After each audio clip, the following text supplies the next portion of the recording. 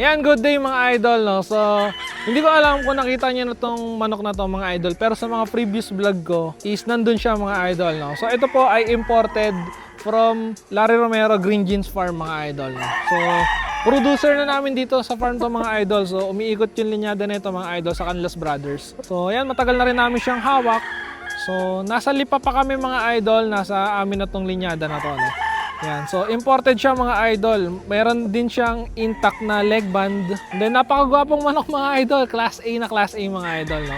Balensyado, maganda buntot, maganda mata. So, considered as perfect na brood stag or brood cock to mga idol, no? Yan. Napakagwapong manok. Ayan. So, quality mga idol. So, yan. So, sa national mga idol, gagamitin na natin siya. So, maganda yung bihis niya mga idol, no? Yan. Pure Raptor sweater, imported mga idol. From Green Jeans Farm. Yan. Dito lang yan sa BBC Game Farm mga idol. And Canlas Brothers. Alright.